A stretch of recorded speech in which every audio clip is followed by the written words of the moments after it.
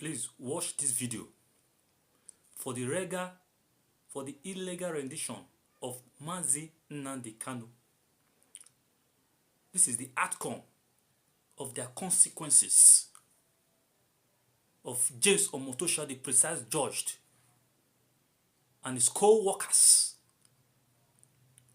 on handling Mazi Nnamdi case unjustly, and look at how it has turned for Nnamdi Kanu's favor.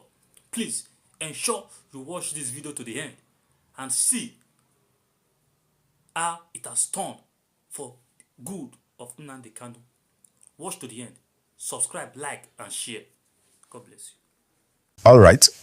Let's talk calmly and clearly about what's going on, because a lot of people have seen the headline and immediately jumped to conclusions. No, nobody has announced that Nnamdi Kanu has been released, and no court has suddenly thrown out the case. But there is a specific legal issue that, according to reports and court arguments, could significantly affect how fast this case moves, and possibly how it ends. What happened is tied to a procedural issue that has been part of this case for a while, but is now gaining renewed attention in court.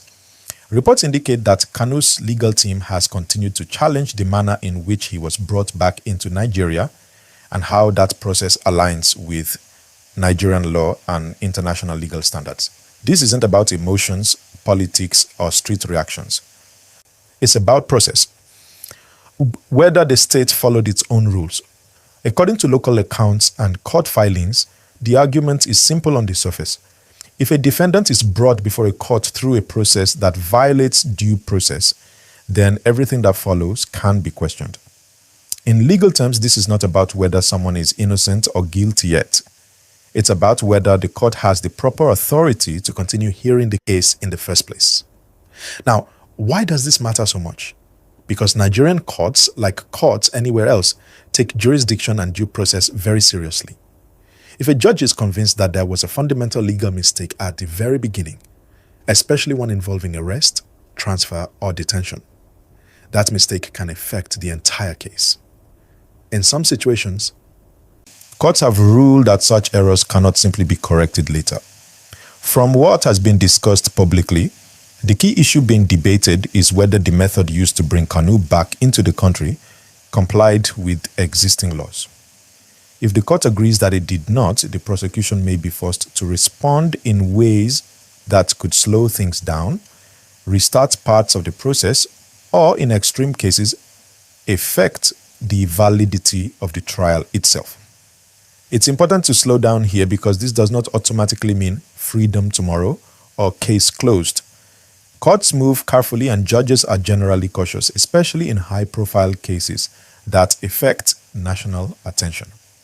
What it does mean is that the case is no longer just about charges and evidence. It has become deeply about procedure. In Nigeria's legal system, procedural errors are not small technicalities. They are safeguards meant to protect everyone, regardless of how popular or unpopular a person may be. That's why lawyers on both sides are taking this issue seriously. The defense argues that you cannot build a valid trial on an invalid foundation. The prosecution, on the other hand, maintains that the court still has the authority to proceed. Why are people saying this mistake may free him faster than expected? It's because procedural issues, when upheld, can sometimes be resolved quicker than a full trial that drags on for years. A jurisdictional ruling does not require months of witness testimony. It requires legal interpretation.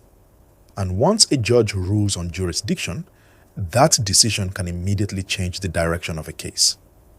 At the same time, it's also possible that the court could rule that while there were concerns, they do not rise to the level of stopping the trial. That outcome would mean the case continues, possibly with adjustments. This is why careful language matters here. Nothing is guaranteed. Another reason this moment matters is timing. The case has already been in the public eye for a long time, and courts are aware of the national tension and international attention surrounding it. Judges are under pressure to be thorough, clear, and legally sound. That makes every procedural argument heavier than usual. For everyday Nigerians watching from outside the courtroom, this situation highlights something important. The justice system does not only work through dramatic verdicts. Often, the most powerful decisions happen quietly through interpretations of law that most people never read. One legal misstep can outweigh years of argument. So where does this leave things now? As of the latest information available, the court is still considering arguments around this issue. No final decision has been publicly confirmed that ends the case. Any claim suggesting that a release has already been ordered should be treated with caution unless backed by official court records. What people can reasonably say is this: the focus has shifted. The conversation is no longer only about charges, it's about whether the process itself meets the standard required by law. And that shift alone is significant. Now, one thing that often gets missed in conversations like this is how Nigerian courts actually respond to cases with political and security dimensions. Contrary to what many people think, judges don't usually rush to dramatic outcomes. They move step by step, and that's exactly why this procedural issue is so important. It gives the court a narrow legal question to focus on rather than a wide, emotionally charged debate. When a court examines how a defendant was brought before it, the judge is essentially asking a simple but powerful question: was the rule of law respected from the very first moment? If the answer is unclear, the court must pause and examine it properly. That pause alone can change timelines. It can also put pressure on the prosecution to justify actions that were taken years ago. Reports from court observers suggest that this argument has been raised before, but what's different now is how directly it is being pressed and how much attention the court is giving it.